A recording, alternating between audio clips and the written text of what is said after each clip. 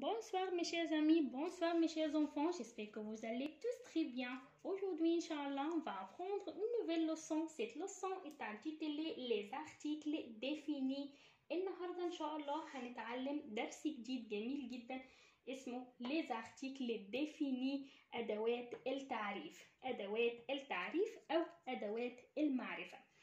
أدوات المعرفة عندنا on a 4 articles en français. عندنا 4 أدوات معرفة أو تعريف باللغة الفرنسية. الأربع أدوات دول معناهم أو بيقابلهم باللغة العربية معنى الأربعة معناهم الله. طب ممكن حد يسألني يقول لي ليه أنا عندي 4 أدوات بستخدمهم في الفرنسي طالما الأربعة معناهم هقول لحضرتك ليه.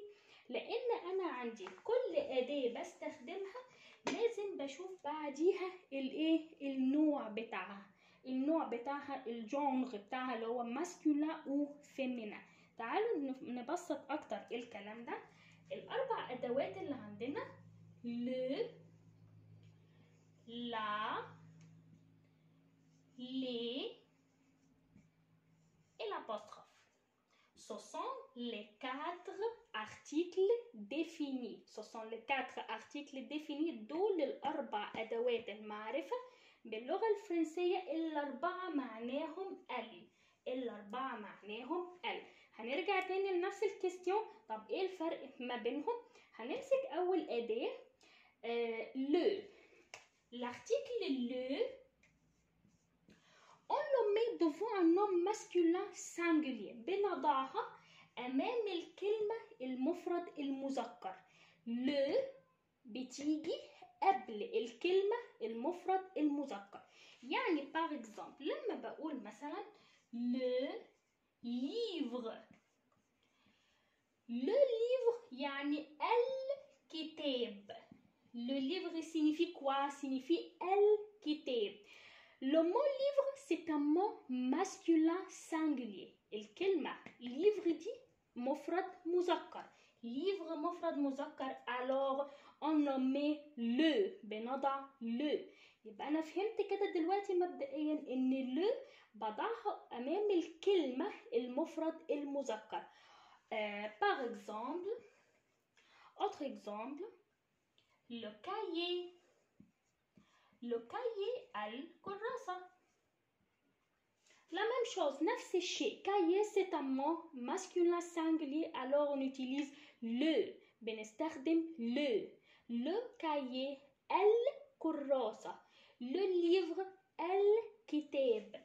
le pantalon البنطلون. le stylo القلم. le stylo. le crayon. le crayon. le stylo قلم جاف. le crayon قلم رصاص. يبقى أنا استنتجت إيه؟ إن le بستخدمها أو بضعها أمام الكلمة المفرد المذكر.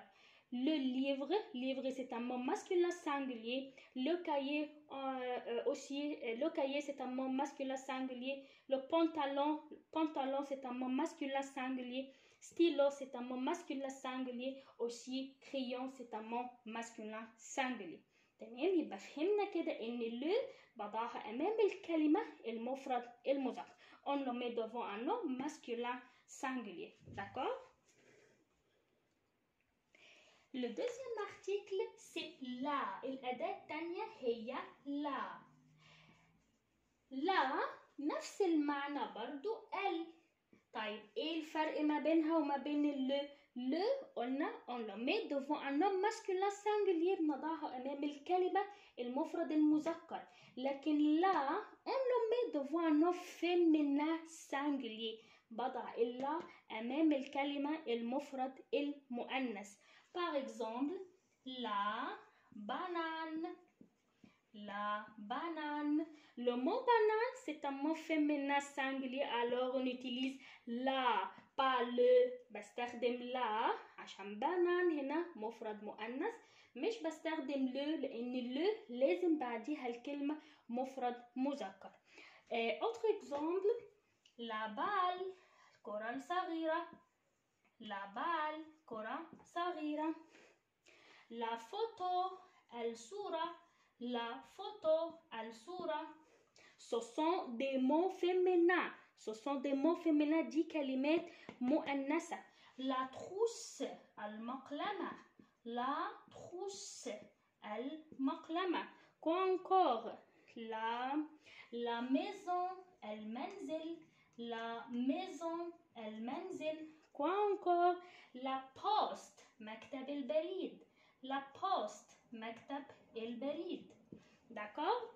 يبقى عندي هنقول كمان مرة لا on le met devant un nom féminin singulier بنستخدمها وبنضعها أمام الكلمة المفرد المؤنث.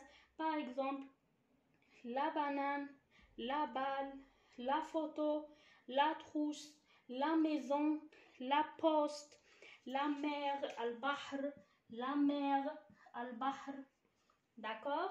quoi encore la piscine البيسين la piscine. d'accord. ce sont des mots féminins singuliers. كل دي كلمات مفرد مؤنث. alors on utilise la le on le met devant un nom masculin singulier قدام الكلمة المفرد المؤنث. là on utilise devant un nom féminin singulier مفرد مؤنث.